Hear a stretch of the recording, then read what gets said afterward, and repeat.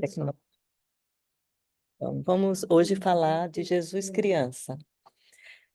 Nesse mês de dezembro, nós vamos prestar uma singela homenagem, né? Quem somos nós?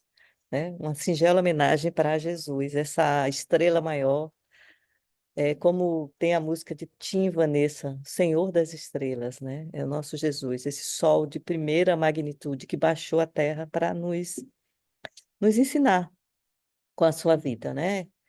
Esse que tem muitos nomes, alguns chamam de Rabi, outros chamam Homem de Nazaré, Mestre, ou Rabone, como chamava a ex-atormentada Maria de Magdala. Então, é sobre Jesus que a gente vai falar hoje e nas outras semanas. Então, Jesus, antes dele encarnar, antes dele estar entre nós, ele mandou algumas setas de ouro antes para preparar digamos assim, a estrada. Alguns que nós conhecemos como Krishna, Hermes Trismegistus, Lao Tse, Buda, Confúcio, Sócrates, Platão, esses os mais conhecidos.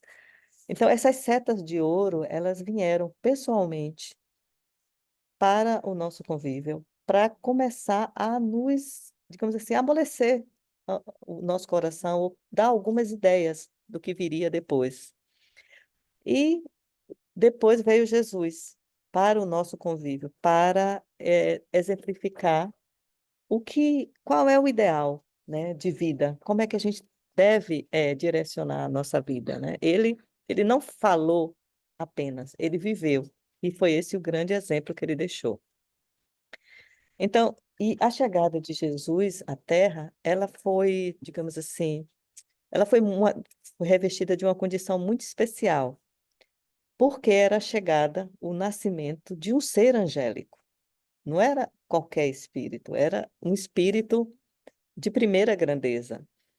E para vir aqui conviver conosco nesse planeta de prova e expiação, que é um planeta que está de acordo com as nossas condições. Somos também nessa mesma condição. Então, mas ele chegou aqui como qualquer um de nós. Ele veio como uma estrutura familiar. O seu nascimento foi o mesmo de todos nós e foi de uma simplicidade social imensa, né? Mas o que a gente não pode esquecer é que chegava a carne, a carne humana, um sublime emissário, um, um ser crístico. Tanto é que ele dizia: Eu e o Pai somos um, né? A gente lembra uma dessas das frases de Jesus. Então, hoje a nossa conversa, a nossa reflexão vai estar em torno desses dois livros, Boa Nova e Pontos e Contos. Ambos do mesmo espírito, Humberto de Campos, só que Pontos e Contos ele já começou a se identificar como irmão X, por conta do problema que teve familiar, né? A briga jurídica da família de Humberto de Campos com Chico Xavier, querendo os direitos autorais. Então, ele passou a psicografar como irmão X. Então, o livro Boa Nova, a gente vai falar no capítulo 1, Boa Nova, o nome do capítulo, e o livro Pontos e Contos vai ser o capítulo 25, que é Simeão e o Menino. Então, vamos começar pelo livro Boa Nova. Então, o grande império do mundo, como que é influenciado por um conjunto de forças estranhas, deixa eu ver se eu coloco isso mais para baixo. Fica assim. Descansava numa onda de harmonia e de júbilo, depois de guerras seculares. Então, assim, quando a esfera crística começou a se preparar para vir para a Terra, foi quando Moisés, no deserto do Sinai, recebeu as tábuas da lei, com os 10 mandamentos. Ali já foi um início. Moisés é a primeira revelação, mas já foi essa preparação para que o psiquismo de Cristo, de Jesus, que a gente chama de Jesus, o psiquismo do Cristo, estivesse se humanizando. Então, ele precisou de em torno de 1.600 anos para corporificar-se nessa entidade que a gente chama de Jesus. Então, você vê, é uma preparação de muito, muito, muito tempo. Então, né, foi nessa época que Moisés estava recebendo essa mensagem psíquica dos Dez Mandamentos, foi quando Jesus começou o mergulho psíquico na psicosfera terrestre. Porque você imagine um espírito só de luz para estar reencarnado. Então, ele precisava de tempo para poder estar baixando, estar diminuindo a vibração a esse planeta aqui nosso de prova e expiação. Então, tinha que ser algo devagar para que isso acontecesse. Mas, mesmo assim, a gente já conseguia sentir essa harmonia e esse júbilo. As pessoas, o povo, nós que provavelmente estávamos lá. Então, por toda parte levantava-se templos e monumentos preciosos. O hino de uma paz duradoura começava em Roma. Começava em todos os locais, até a mais remota das suas províncias, acompanhada de uma ampla manifestação de alegria por parte da plebe anônima e sofredora. Quer dizer, todo mundo sentia essa mudança vibracional no planeta. Porque quando essa aproximação de Jesus a esse planeta fazia com que as pessoas se sentissem mais harmoniosas, mais amorosas uma com a outra, em estado de paz, de tranquilidade, pela aproximação desse ser angelical, né? Então, não era apenas os atos políticos do imperador, que era o Otaviano Augusto. Não era apenas isso, não era só isso, né? Claro que isso contribuiu para que se erguesse templos e monumentos, né? Para que não tivesse tantos problemas de guerras, de lutas, né? Mas era essa aproximação de Cristo. A cidade dos Césares se povoava de artistas, de espíritos nobres e realizadores. Em todos os recantos permanecia a sagrada emoção de segurança. Enquanto o organismo das leis se renovava, distribuindo os bens da educação e da justiça. Então, alguns historiadores falam que é como se Roma tivesse começado ali, porque foi quando teve assim um boom com relação a mudanças, com relação a leis, com relação a se melhorar, se trabalhar com a educação. É, é, essa segurança, essa tranquilidade que as pessoas sentiam vinha muito desses artistas, desses espíritos nobres, que vinham também preparando digamos assim, o ambiente, o terreno, né, para quando Jesus chegasse. E os nossos corações já pressentiam, já sentiam algo diferente, mas impossível de imaginar o que era, né? Então, o Humberto de Campos continua dizendo assim: a alma coletiva do Império nunca sentira tamanha impressão de estabilidade e de alegria. A paisagem gloriosa de Roma jamais reunira tão grande número de inteligências. Então, muitos escritores, muitos poetas. Hum, Foi assim, foi um boom digamos assim, de muitas inteligências em um só espaço, né? Mas por conta dessa aproximação de Jesus, né? Então, é, quando Roma ela estava querendo conquistar algum território, alguma nação, não havia luta, não havia guerras, porque os territórios, os outros povos, eles se entregavam sem, sem grandes problemas. Não era necessário derrame de sangue, como a gente vai ver aqui. Em todos os lugares, protegia-se a inteligência. Criavam-se leis de harmonia e de justiça, num oceano de paz inigualável. Os carros de triunfo esqueciam por algum tempo as palmas de sangue, e o sorriso da deusa Vitória não mais se abria para os movimentos de destruição e morticínio. Então, assim, era assim surpreendente como os outros povos se deixavam serem dominados por esse império de Roma, né? Então, assim, a gente lembra que quando Jesus esteve entre nós, ele dizia muito que ele falava de um reino dos céus e que foi muito difícil para alguns discípulos conseguirem entender que reino era esse. Porque imaginava o quê? Onde é que vai ser seu palácio? Quem vai poder sentar do seu lado, na direita ou na esquerda, né? Quem vão ser onde, sabe? Então, assim, eles pensavam no reino material, concreto, como a gente conhece. Mas o reino que Jesus estava falando, quando ele diz, meu reino não é deste mundo, é porque o reino de Jesus está aqui, no nosso coração. Não é externo. Começa aqui, com esse amor, com essa tranquilidade, com essa paz que às vezes a gente não consegue entender por quê. E então, e o próprio Otaviano Augusto, quando ele estava nas festas populares, ele se surpreendia com o júbilo e a tranquilidade geral do povo. Tipo assim, o que está acontecendo, né? Eu não consigo entender essa paz, essa tranquilidade, essa alegria, esse mistério. Eles consideravam que era um mistério, essa onda interminável de harmonia, tá? Tá dando para ver ali. Interminável de harmonia.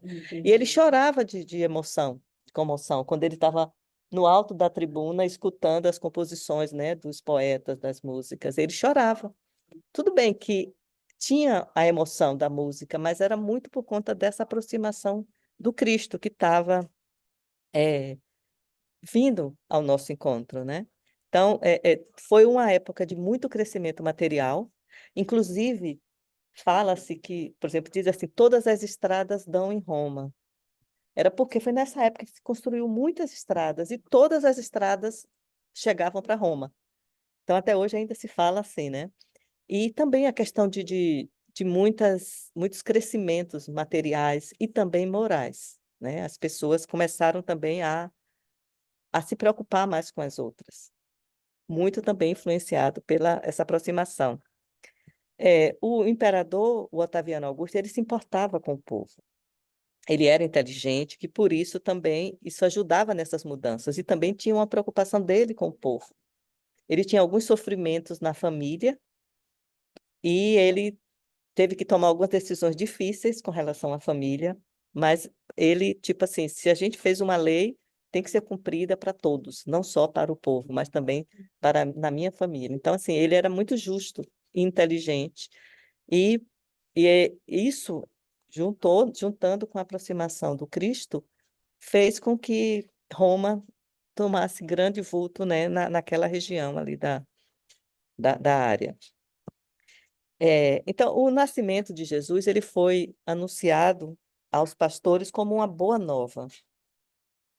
E aí dizem que os historiadores, nessa época, ainda não perceberam que na chamada época de Augusto é o século do Evangelho, ou da Boa Nova, que é a aproximação de Jesus, né? Então, Jesus ele veio com uma proposta de casamento, né? Festa do noivado, uma proposta de casamento conosco, porque ele queria essa parceria, essa intimidade, ele queria estar nos nossos corações, né? Por isso que ele falava tanto do reino dos céus, porque ele estava querendo que sensibilizarmos para que a gente pudesse estar sensibilizando o outro e com o povo sensibilizado, a humanidade sensibilizada, a Terra passaria para uma vibração melhor. Então, seria essa a proposta. Aí ele fala assim: os historiadores esqueceram de que no reinado do nobre Otávio, a esfera do Cristo se aproximava da Terra, numa vibração profunda de amor e de beleza. Então, por mais que quisesse tentar explicar como é que Roma crescia, como é que o povo estava feliz, como é que tudo está em paz, essa harmonia, essa tranquilidade. Por mais que tentasse explicar materialmente, eles não conseguiam. É porque eles não percebiam essa mudança vibratória, essa mudança na, no ambiente, no coletivo do povo. E aí, Paulo de Tarso, ele disse para Zaqueu: o reino que o Cristo veio trazer à terra não tem as balizas fincadas no chão movediço do mundo, mas tem-na no coração do homem. Então, depois que Cristo veio, que foi crucificado, né? E aí, em conversa de Zaqueu com Paulo de Tarso disse isso para Zaqueu, porque era um reino diferente.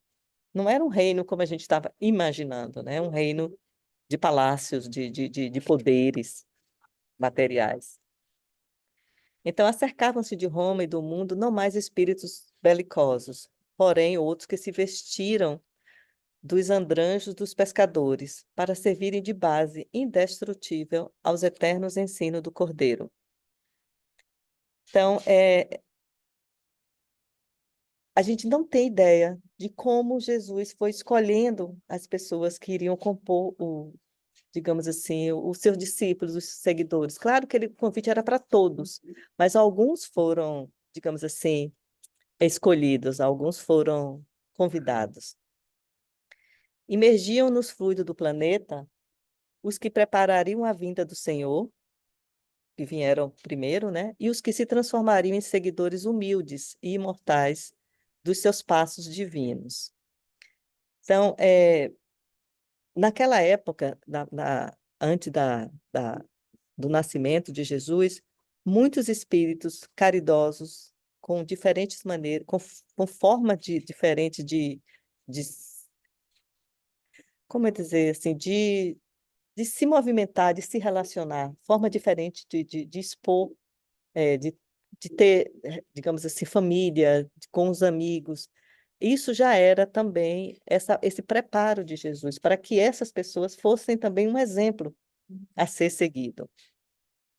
Então, todos, todos que estavam se preparando para reencarnar e outros que vieram depois, como eu imagino que um dos últimos que deve ter reencarnado foi João, o evangelista, que era o mais jovem. Ele era bem novinho, né, Bia? Ele era bem novinho. Mas a gente tem outros nomes.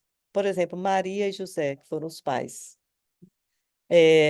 João Batista, que veio também preparar a chegada, né? O Messias que estava vindo, o profeta. Maria de Magdala, e os outros como Simão Pedro e seu irmão André, Tiago Maior, Tiago Menor, Judas, eh, Paulo de Tarso, né? Que era o Saulo que se transformou em Paulo de Tarso. Muitos que vieram para dar essa mudança, para contribuir nessa mudança moral. E também outros que trabalharam no anonimato, como Joana de Cusa, Nicodemos, José de Arimateia.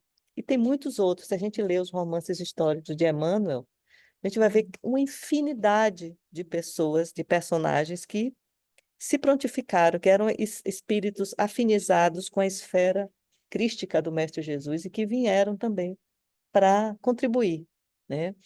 E essa esfera crística, ela modificou a paisagem mental daquela época. Por isso que as pessoas se sentiam nesse fluido de alegria, de tranquilidade, de paz. É por essa razão que o ascendente místico da era de Augusto se traduzia na paz e no júbilo do povo. Ele se sentia no limiar de uma transformação celestial. Era sentimento, mas não conseguia verbalizar, né, em palavras. E nessa época, em Roma foi conhecido como Pax Romana, que era o período de 27 a.C. a 180 depois de Cristo, que é paz romana. Mas eles não sabiam explicar por quê. Mas espiritualmente, a gente sabe, né, que esse período de estabilidade, de maior tranquilidade de todo o Império Romano veio por conta da aproximação da esfera crística.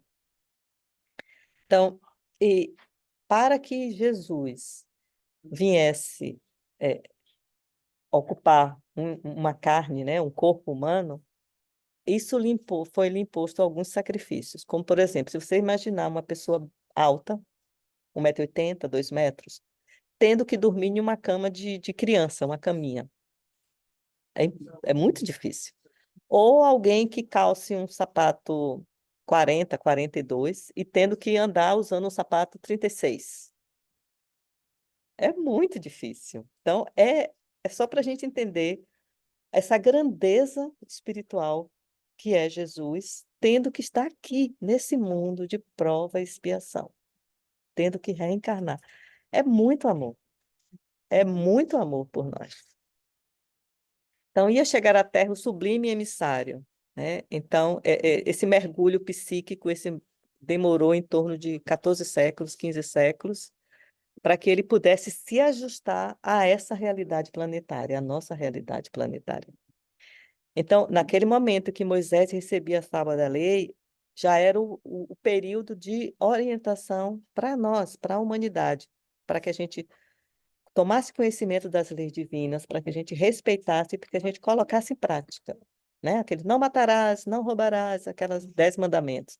Já era um preparo para a gente começar a respeitar essas leis divinas. E no João, capítulo 14, versículo 27, ele registrou que Jesus disse: A minha paz vos dou. Então, já se sentia essa paz, esse carinho do Mestre pela humanidade, muito antes dele estar encarnado, dele estar aqui, né? Então, sua lição de verdade e de luz ia se espalhar pelo mundo inteiro, como chuva de bênçãos magníficas e confortadoras. A humanidade vivia, então, o século da Boa Nova. Então, essa chegada de Jesus era esse século da Boa Nova, essa paz que ele nos prometeu e exemplificou. Essa festa do noivado, como a gente viu, eu falei anteriormente, a que Jesus se referiu nos seus ensinamentos imorredouros, porque ele queria uma parceria conosco, ele queria estar dentro de nós, na nossa intimidade, nos nossos pensamentos, nos nossos sentimentos. E isso é como se fosse uma festa de noivado, onde você tem um casamento, você tem um acordo, né, amoroso entre famílias, com a presença de amigos. Então, essa festa do noivado é a aproximação, essa vibração celeste do Cordeiro, estando Jesus no nosso coração. Então, depois dessa festa dos corações, qual roteiro de concórdia dos homens, ficaria o Evangelho como o livro mais vivaz e mais famoso do mundo. Então, o Evangelho é a própria vida do Cristo. É, é um espírito que veio até nós e que a gente não tem condições de colocar em palavras a grandeza que é Jesus, mas que deixou exemplificado o que é que a gente deve fazer, como é que a gente deve seguir, né? Essa mensagem permanente do céu entre as criaturas em trânsito pela terra.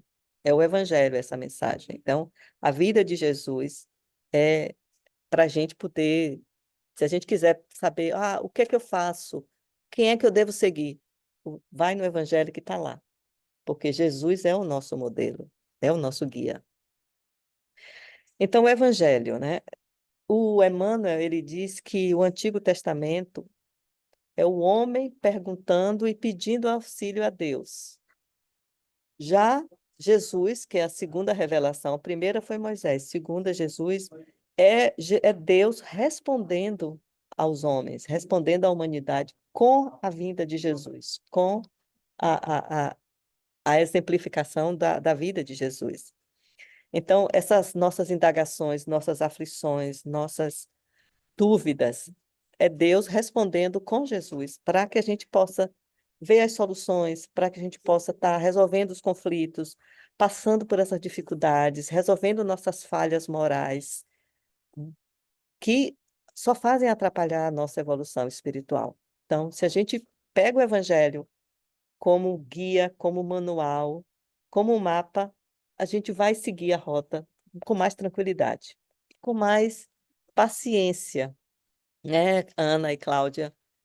Como caiu, como a equipe espiritual nos deu essa mensagem antes, né, no início da reunião, com a paciência. Então, o Evangelho é isso, é esse livro do céu, é esse livro de Deus, né, exemplificado na vida de Jesus, para todos os espíritos, para todos, todo mundo tem conhecimento do Evangelho. Diferentes nomes, mas está disponível para todo mundo. E a gente que está passando por esse momento de transição, dessa planeta de prova e expiação, a gente precisa desse roteiro, desse mapa, para que a gente possa colocar em prática o roteiro de trabalho que a gente se prontificou a fazer aqui. E se às vezes a gente se sente perdidos, não sabe como ligar, né? Problema com a tecnologia, vai lá no manual que está a solução. Então é isso, o Evangelho é isso. Ele é o mapa das abençoadas altitudes espirituais ele é o guia do caminho e ele é o manual do amor, da coragem e da perene alegria. Então, se a gente estiver perdido, sem saber o que fazer, recorre ao Evangelho, que é o mapa, é o guia e é o nosso manual, tanto do amor, da coragem e da perene alegria. Alguém quer falar alguma coisa? Isso aí foi do livro Boa Nova. Alguém gostaria de comentar alguma coisa antes da gente passar para o próximo? Bom, então vamos para o segundo livro, que é o do Contos e Contos, que é a história de Simeão e o menino Jesus. Então, eu vou ler para vocês, porque vai ficar melhor. Eu posso só falar uma coisa? Por Desculpa, favor, é que eu não conseguia tirar do mute.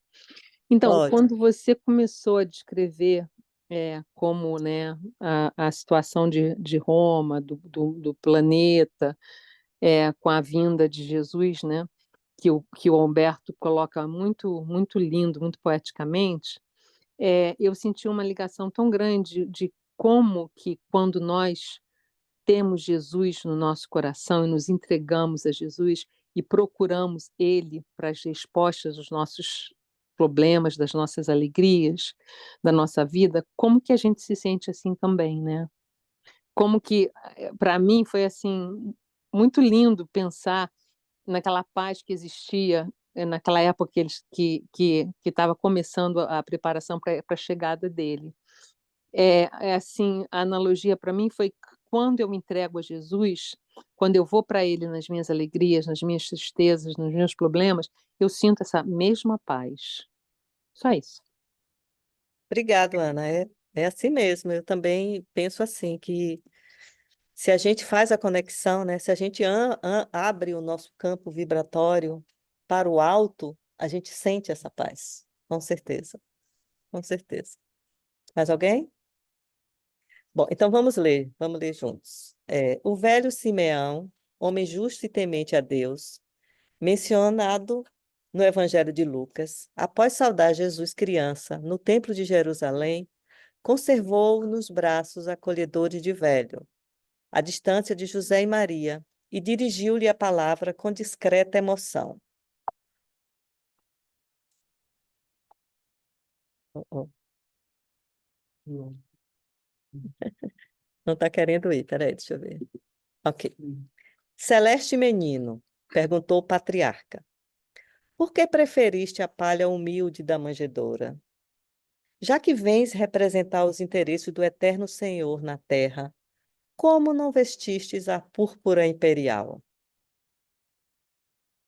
Como não nascestes ao lado de Augusto, o divino, para defender o flagelado povo de Israel?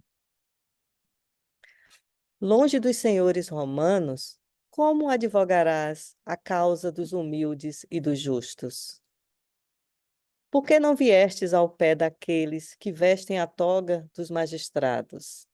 Então, poderias ombrear com os patrícios ilustres, movimentar-te-ias entre legionários e tribunos, gladiadores e pretorianos, atendendo-nos à libertação. Por que não chegaste como Moisés, valendo-se do prestígio da casa do faraó? Quem te preparará, embaixador do Eterno, para o ministério santo? Que será de ti, sem lugar no sinédrio? Samuel mobilizou a força contra os filisteus, preservando-nos a superioridade. Saul guerreou até a morte, por manter-nos a dominação. Davi estimulava o falso do poder. Salomão, prestigiado por casamento de significação política, viveu para administrar os bens enormes que lhe cabiam no mundo. Mas tu, não te ligaste aos príncipes, nem aos juízes, nem aos sacerdotes. Não encontrarias outro lugar além do estábulo singelo? Jesus menino escutou-o, mostrando-lhe sublime sorriso. Mas o ancião, tomado de angústia, contemplou-o mais detidamente e continuou: Onde representarás os interesses do Supremo Senhor? Sentar-te-ás entre os poderosos? Escreverás novos livros da sabedoria? Improvisarás discursos que obscureçam os grandes oradores de Atenas e Roma? Amontoarás dinheiro suficiente para redimir os que sofrem? Erguerás novo templo de pedra onde o rico e o pobre aprendem a ser filhos de Deus? Ordenarás a execução da lei, decretando medidas que obriguem a transformação imediata de Israel? Depois de longo intervalo, indagou em lágrimas. Dize-me, ó divina criança, onde representarás os interesses de nosso Supremo Pai? O menino terno ergueu então a pequenina destra e bateu, muitas vezes, naquele peito envelhecido, que se inclinava já para o sepulcro. Nesse instante, aproxima-se Maria e o recolhe nos braços maternos. Somente após a morte do corpo, Simeão veio a saber que o menino celeste não o deixara sem resposta. O infante sublime, num gesto silencioso, quisera dizer que não vinha representar os interesses do céu nas organizações respeitáveis, mas efêmeras da terra. Vinha da casa do Pai justamente para representá-lo no coração dos homens. É isso. Obrigada. Por isso que ele bateu assim no peito, a cabeça, né? Encostou a cabeça no peito de Simeão. Foi a resposta dele. Vinha representá-lo no coração dos homens. Quer dizer, o reino de Deus, o reino dos céus, está aqui, dentro de nós. Alguém gostaria de falar?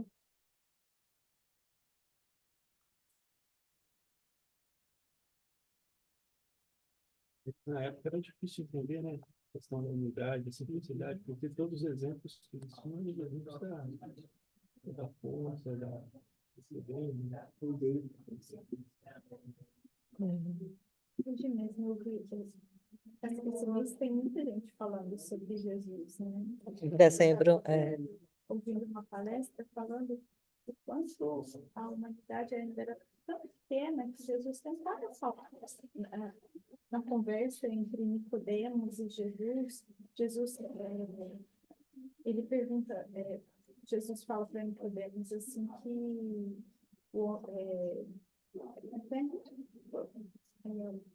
tem que nascer de novo para entrar no reino dos céus. Ele falava, mas como que eu vou nascer de novo? Eu já sou velha, eu vou entrar dentro da barriga da minha mãe? Querendo dizer assim, tanto que... E Nicodemos era um grande estudioso, era um homem com muita sabedoria, dono de um cargo muito proeminente no Sinédrio. Ou seja, ele já era um homem muito à frente do próprio tempo e ele estava muito distante de entender o que Jesus, a grandiosidade da mensagem que Jesus trazia. Então, imagina a população de uma forma geral, assim, era muito criança ainda, muito engatinhando nesse processo de entendimento, de compreensão da magnitude do Cristo. mas se você prestar, se a gente lendo os romances históricos, né, de Emmanuel, a gente vai ver que tinha muita gente que já sentia algo diferente, como, por exemplo, esse senhor, esse ancião, o Simeão. Ele falava com Jesus, filho do emissário, filho de Deus, filho do Pai. O que eu acho, a minha opinião pessoal, é que as pessoas sentiam assim, em termos emotivos, mas a compreensão ainda não estava assim, acompanhando. Isso é uma coisa que até hoje a gente ainda se esforça, e muito provavelmente, eu creio, daqui a 1000 anos, a mensagem vai ser exatamente a mesma. A mensagem em si, ela não vai mudar. Acho que a nossa compreensão, É que vai ela melhorar. vai se maturando ao longo do tempo, E provavelmente daqui a 1000 anos, eu, enquanto Mariane, vou estar entendendo tudo isso de uma forma muito diferente da que hoje eu Com realizo. certeza. E é para isso que a gente está aqui, né? É, Para a gente poder ampliar esse nosso sentimento, nosso conhecimento. e aí eu fico pensando, como você falou, muito provavelmente, talvez, nós estivéssemos lá. Eu fico pensando, e a Mariane de lá, como é que ela ouviu tudo isso? Será que ela ouviu? Eu fico pensando, será que eu quis ouvir? É onde que tá, sabe? O que que eu estava fazendo? Eu estava jogando É. pedra? Eu estava atenta? Eu estava ouvindo? O que eu estava fazendo? Bem provável que não. Nem quem jogou pedra hoje está servindo. Mas, Como o cara da lança, o furou exatamente. isso com a lança. Diz É, que muitos, tem alguma pessoa muito grande, expoente aí, brasileiro, que foram dos centuriões romanos lá. E na época da crucificação, o livro que fala de João, ele disse que tinha raiva dessa pessoa que encarnou na mesma época, eu acho que do Chico, e que era uma pessoa de grande vulto também, falando sobre a transição planetária, queria falar, mas que no passado já foi o centurião romano, que estava lá no Calvário, com Cristo crucificado, mas hoje está a serviço, né? Então, acho que vai chegar um momento, mesmo que no começo a gente não tivesse tão próximo ali, cúmplice, mas acho que o caminhar vai fazendo perceber, né, as coisas e e, mudar também. e esse caminhar é que é o melhor. É você ver como é que você está hoje e como é que você pode ser melhor amanhã. É o caminhar, não é o passado. É o, como é que eu posso. Se o passado fosse importante, a gente lembraria Não, é dele. E, no como entanto, é. não lembramos. O importante é o que eu posso fazer hoje melhor É daqui para para amanhã, daqui para frente. É isso. É isso aí. Cláudia, Ana. Eu acho fantástico isso, né? O passado realmente não importa. O que importa é o aqui e o agora, e o futuro também não importa, porque o futuro a Deus pertence, a gente não sabe se amanhã a gente vai acordar. Então, é viver o Evangelho de Jesus, praticá-lo, porque ele disse: Eu sou o caminho, a verdade e a vida. O caminho são os ensinamentos dele, a verdade são as práticas desse ensinamento, e a vida é a vida imortal do nosso espírito, né?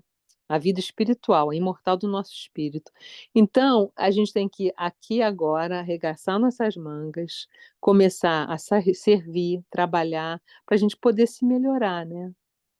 E esquecer, não pensar no passado, não pensar no futuro, viver o agora. E o ideal é a gente ter consciência de que Cristo, né, está dentro de nós e que a gente tem que exemplificar ele com as pessoas, conosco, né? Como ele disse, amar a Deus sobre todas as coisas e amar ao próximo como a si mesmo. Então, que a gente possa exemplificar esse amor que ele nos ensinou conosco, com o próximo, com todos que estão próximos a nós e com Deus, né? Que a gente possa ser amor, né? Foi essa a mensagem dele que ele trouxe para a gente, foi a mensagem de amor.